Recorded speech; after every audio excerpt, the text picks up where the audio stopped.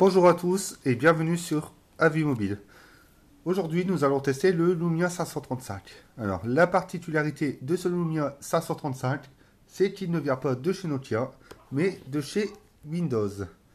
Windows a racheté la gamme Lumia à Nokia pour pouvoir posséder leur propre gamme de produits. Donc, la particularité, la deuxième, c'est le nom 535. Donc, pourquoi 535? Parce que d'après Microsoft, c'est le 5x5. Donc, c'est-à-dire écran 5 pouces pour appareil dorsal de 5 millions de pixels et appareil frontal de 5 millions de pixels. Donc, c'est un smartphone dual SIM qui ne fait pas 4G, 3G+, et qui tourne sur Windows 8.1 Denim. Donc, les processeurs de ce smartphone, c'est du Snapdragon de chez Qualcomm, le Snapdragon 200 cadencé à 1,2 GHz. Donc là, on est sur un produit vraiment d'entrée de gamme. Ensuite, les cœurs sont épaulés par 1 Go de RAM, ce qui est amplement suffisant pour Windows. Donc nous allons faire le tour du téléphone. Donc sur l'avant, on retrouve l'écran 5 pouces en WVGA, donc c'est-à-dire 840 par 480 pixels par pouce. Sur le haut du smartphone, on retrouve la marque Microsoft et la caméra frontale. Sur le bas du smartphone, il n'y a rien, juste une bande noire. Sur la tranche droite, nous retrouvons le bouton on-off et les boutons volume. Sur le bas du téléphone, on retrouve le port micro SD. Côté gauche, rien. Sur le haut du téléphone, on retrouve une prise jack 3.5. Sur l'arrière du téléphone, maintenant, on retrouve un haut-parleur, la caméra frontale, dorsale, excusez-moi, de 5 millions de pixels et un flash LED avec la marque Microsoft inscrite derrière. Donc ce smartphone a plutôt une bonne prise en main pour un 5 pouces.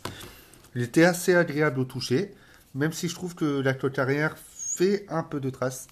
Je ne sais pas si vous les voyez, mais elle prend bien les traces de doigts. C'est un peu dommage, sachant que le plastique est assez agréable au toucher. C'est bon, je dirais pas que c'est un point noir sur le smartphone, mais c'est pour ceux que ça gêne un petit peu de voir des traces. Voilà, c'est pas, mais c'est pas gênant.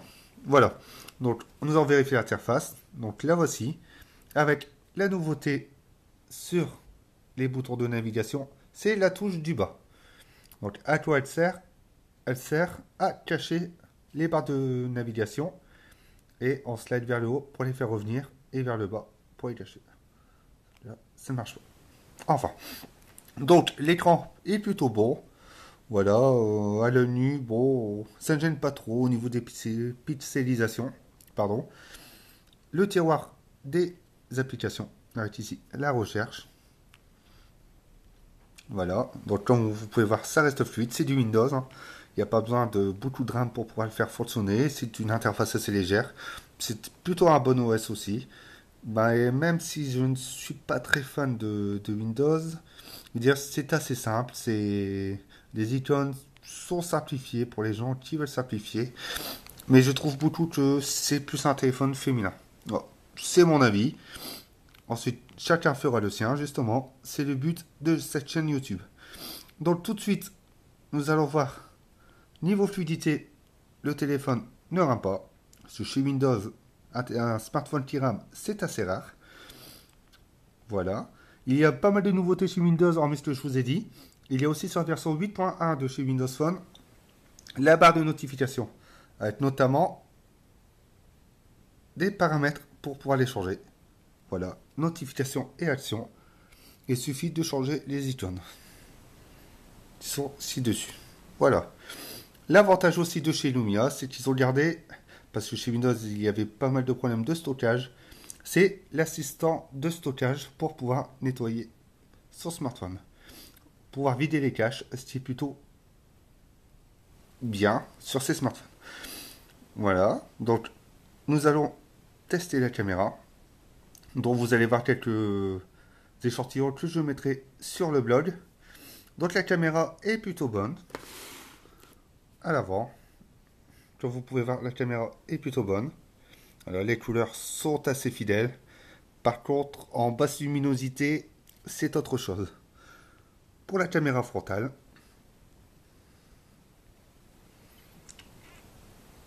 attendez, je me suis trompé. Donc la caméra frontale.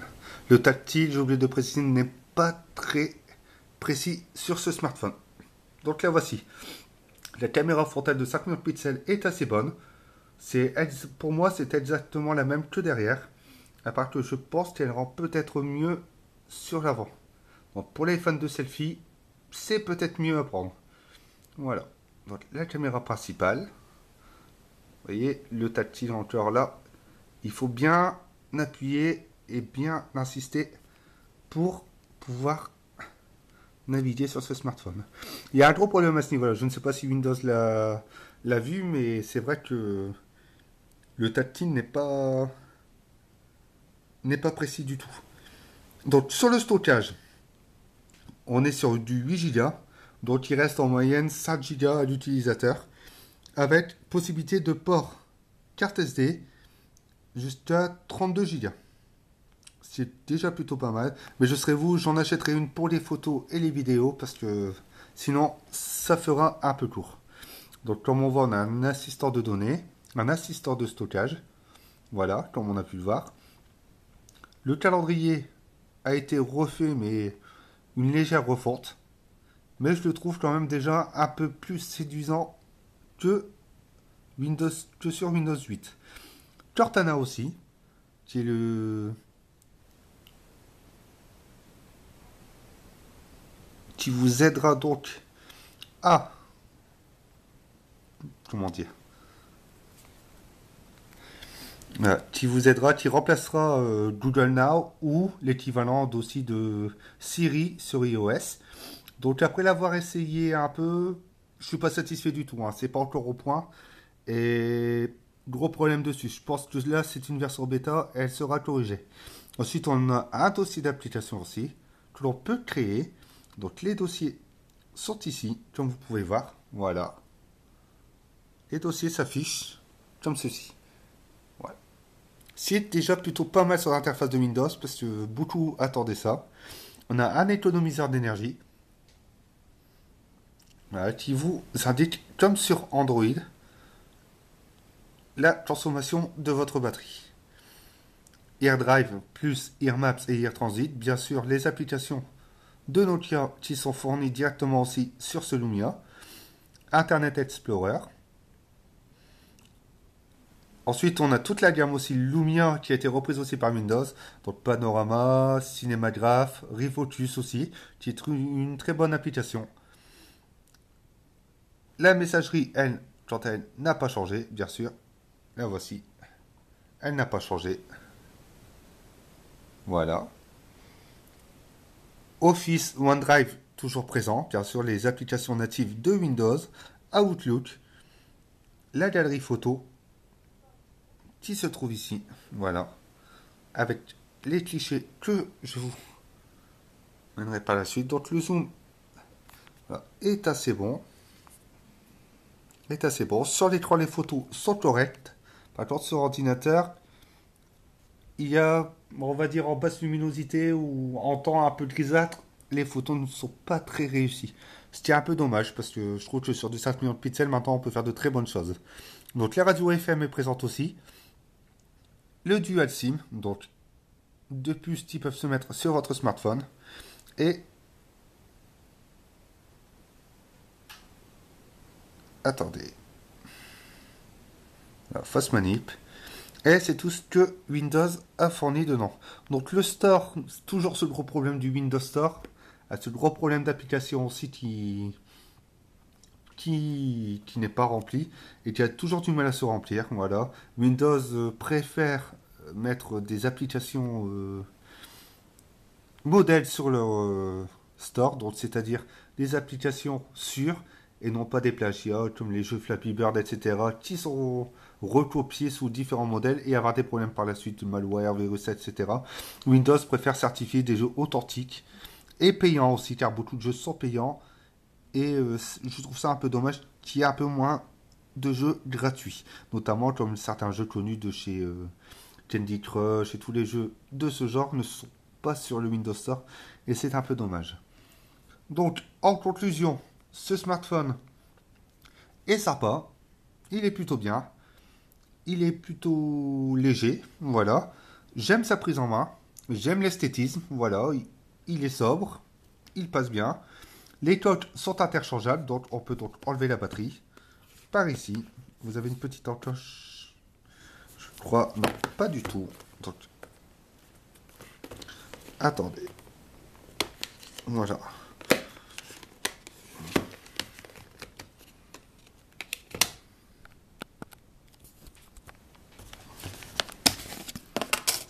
Voici la batterie.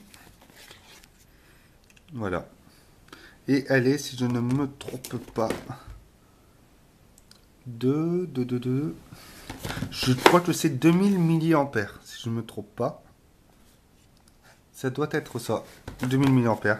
Ce qui est sûr, c'est qu'on tient amplement la journée avec. Voilà. On peut même faire juste 2 jours avec la batterie sans aucun problème. Rien depuis ne peut... Attendez. Bref. Donc voilà, c'était la présentation du Lumia 535. J'espère que ça vous a plu. Abonnez-vous à ma chaîne. Partagez la chaîne. Vous pouvez commenter aussi et donner votre avis sur ce smartphone. Et si vous le possédez, nous donner votre avis sur son utilisation. Je vous remercie et à bientôt.